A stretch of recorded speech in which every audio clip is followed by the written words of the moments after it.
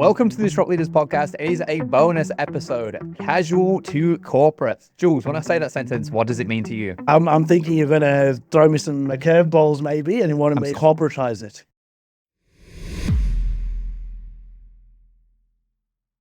Absolutely. So what the plan for today's session is, I am going to say 10 sentences, but there may be things that I've thought at work, maybe things I've said that I shouldn't have said at work, maybe just things that you really want to say at work. And what I'm going to get you to do is turn them how to say them into like professional corporate language so that people don't lose their jobs. Yeah. Because Jules is so good at speaking corporate and like communicating things in corporate. Yeah. And so there's quite a few phrases. Now, I'm going to say this before we get stuck in. I really want to say that there are a couple that just have names in because the examples just work better with names. They are entirely fictional people. There's no like bearing on any human being that you've ever met. That it's not one of those things. It's only super specific. Hey, Phil that works at this 123 Fake Street, you suck. It's gonna be nothing like that. Yeah, right? So the names are just names that I pulled out of a hat.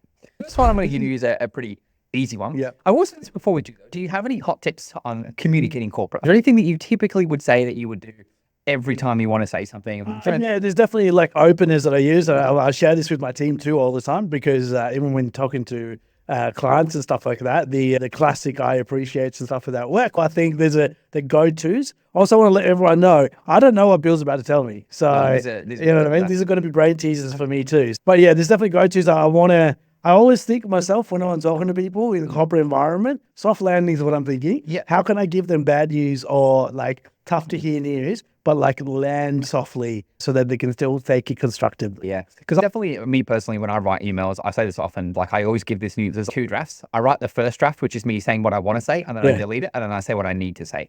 Now, I'm going to also level with you just a disclaimer, these are not family friendly. So if you're sensitive to rude words, this is maybe not for you. But that's the point, right? Like sometimes you think these things and sometimes you really want to tell someone to get F, but you can't. Yeah. So, all right, the first one I think is a bit of an easy one, right? Can you read? Can you read? If you actually read the email that you've replied to, you already know the information you're asking me. It's in the email. That's the first one. Okay. Let's thought that time. I would probably put that at about a 5 on how aggressive the rest of this list are. Okay, that's a 5. Wow. Okay, that's very aggressive. Cool. Yeah, definitely don't send that to whoever you want to send that to, but valid also if that person's annoying you. So yeah, okay. So the whole point is, have you read the email properly? Obviously, they're asking you a few questions. Yeah. You've all been there. You've sent someone an email because they've asked for something, and then they literally reply being like, "Hey, do you have that information?" Or, "Hey, if you're seeing this, let me know." And it's, I am seeing. I just told you I'm seeing it. Read the email. So what I would do in that case is I'll go, whatever their name is, say their name is John, or hey John, thanks for sending me an email again. I appreciate that you're quite busy and things can get lost in translation at times. What I've done in the previous emails, I've highlighted XYZ. So sometimes I go and copy and paste the previous email that I've sent through. Now, this happened to me recently, actually, with somebody who was asking me the same question over and over again for the same email. And what I did was I started that by going, I appreciate that you're quite busy and you might have not read my email in detail, right? I will allude you to these points right now, and then literally in dot points, and I highlighted them in different colors, green, yellow, all pink, and I literally copy pasted my points that I made previously, and I readdressed those points. So essentially I go, I can appreciate you're busy. You probably just skimmed through my email, so that's why you're asking these questions over and over again. Here's the points once more. I am happy to have a phone conversation if that's going to help you. I think that's really good because what you didn't do, which is what I would have actually done in corporate, is just been as per my last email. I love a good as per my last email. But I think like these days, if you send someone an as per my last email, they'll just be like, can you read? I think it's as bad, to be honest. Are you dumb? Are you dumb? You know what? It's funny you say that, actually. The term number 2 is just, are you dumb? Yeah. Okay. And this is in a lot of context. I feel like there are times at work when maybe someone in your team will ask you something, maybe your boss will ask you something, maybe your peer will ask you something, and you just sit there just like, are you dumb? Yeah.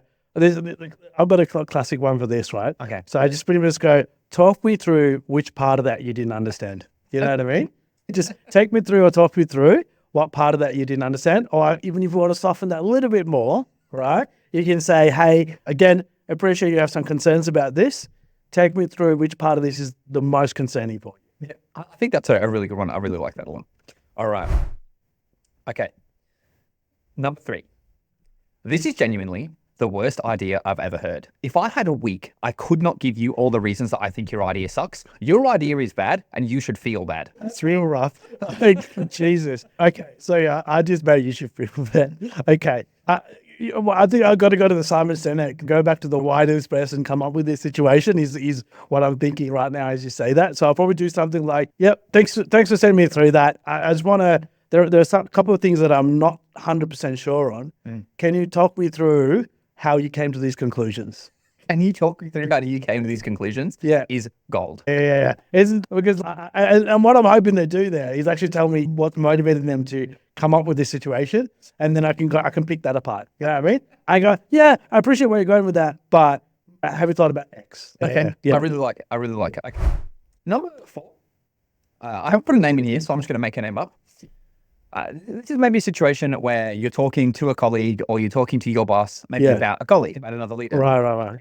Stephen is actually the worst leader I've ever seen, and I feel sorry for each and every person that's forced to report to them. They suck at their job, and to be honest, they're a bit of a the last one is just freaking sriracha on top of that. It's personal. I think sometimes you want to communicate to your boss that your colleague are like not doing a good job, they're being lazy, they're being annoying, and that's what you want to say. You want to be like, this person sucks at their job, like this person, and I wish they would just go away. We would be better if they were just not to turn up to work. And it's just like trying to communicate that message in a way that doesn't make me seem like a fair enough. Even though you've said that Stephen, was it Stephen? Yeah, I'm Stephen. Stephen's a It's actually me. But at least I'm useful. You're a useful. Yeah, cool. Yeah, correct. So I think with that one, you're trying to allude to the fact that maybe they're not that great at their job, right? You probably want to talk to when you're talking to a leader, you probably say, hey, I've observed a few things about Stephen that I want to really bring to attention because I think it's affecting the rest of the business.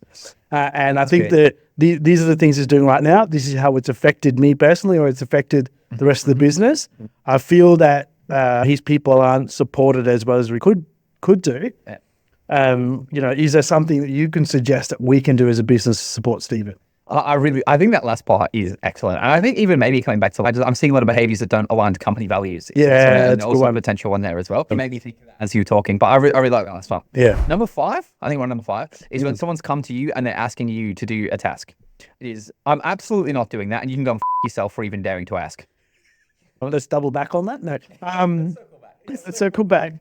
The real culprit to speak to that one would be, thanks for thinking of me for that project. That would the real culprit speak. You know what I mean? Thank you for thinking of me about that project. I'm currently at capacity. Yeah. Can we circle back on that? Is real like a culprit speak. You've gone. What I would actually say, I'll go, I will still start with thanks for thinking of me for that project. I really appreciate that. I'm really snowed under. I'm at capacity at the moment, but I'll definitely get back to you if I feel like I can slot that in. Okay, so let's say you said that. This is number 6 coming in. I think it's number 6. Yeah. Coming in. You've said that, and then they've decided that you're doing the project, right? I do it. You have to do it. And so what I would want to say in that instance is, when the am I supposed to find time to do this additional work when I'm already doing more than everyone else here? Good one. Yeah. I think going back to that, yep. I understand this is a priority for you at the moment. Can you talk me through which one of my priorities you want me to give up to take this on? I really like that, especially to a boss. Just being like, I can do this, but you're going to have to take something else. Like something else is going to have to go. Yeah. And you need to tell me what else is that's going to go. I think that's really good. Okay, brother, this is the 3rd time this week I've asked you to do this thing, and it is the 3rd time that it has not been done. If you don't get this done by today, I'm going to strangle you with my bare hand. Yeah, I can respect that feeling. It's happened multiple times, right? I think with that one, I think with this one, the best thing to do is, okay, I'll go, I've been having to check up on you multiple times on this particular project. Talk me through what your challenges are in getting this completed on time. And I appreciate if you were proactive in communicating with me when you're not able to get something done. Yeah. Jules is cooked there. Jules is cooked on that one. Now we've got the other end of that. So this is that's when you need to check up on someone they're not doing their work. Now you've got when someone's checking up on you all the time. Yeah. All right.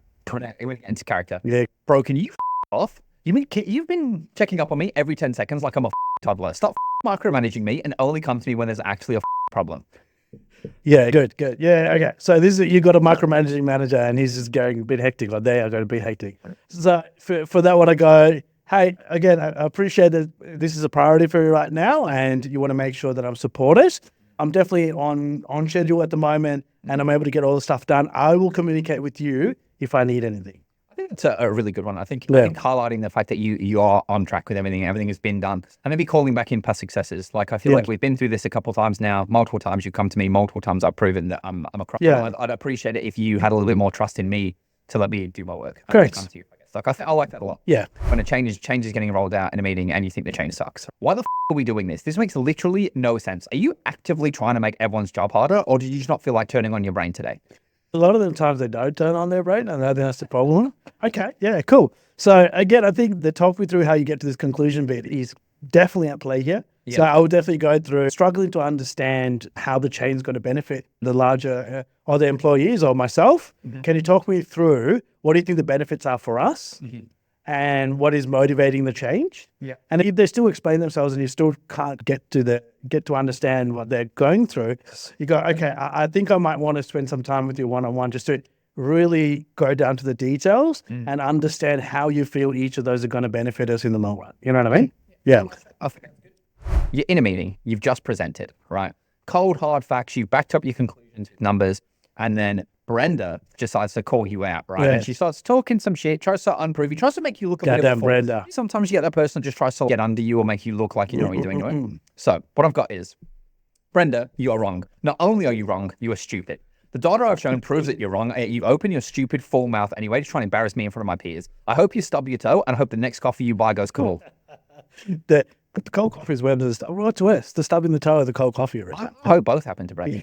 I think Brenda deserves it. Cool. Okay. Fantastic. I think again there, if it's in the presentation itself, and you want to talk to her about this. Yeah. Okay. So you go. Okay. I appreciate the questions there. I think my data has been pretty comprehensive there, Brenda. I like that. But take me through what part of the data didn't sit well with you, and which part of this particularly didn't make sense, and I can definitely talk you through it. My favorite thing about that, as you were talking and you were giving your answer, the little inside of me was like, I would say exactly that, but I would say which part you didn't understand. Yeah. And I would make it very clear that it was only her that didn't understand. Yeah. And I feel like that's where I get myself in trouble. Yeah. Sometimes I go, listen, if you're thinking it probably understand, but probably aren't, but just make them feel more comfortable. Yeah. But you don't have to do that. You can still do the take me through which parts exactly. I think I like that. Yeah. That was my list. That was 10 things. And so I hope you found that useful. I hope you got a sense of how Jules approaches these problems and questions. What I would say, if you can think of any other good examples, maybe they're not quite as flowery as the language I would use, but there are things that sometimes you just want to be able to communicate that you're struggling to. Drop a comment, let us know, and then we'll get Jules to respond maybe in another video or respond in the comments. Yeah, love it. No worries. Thanks for your time. Don't forget to drop subscribe. Helps out the channel a ton.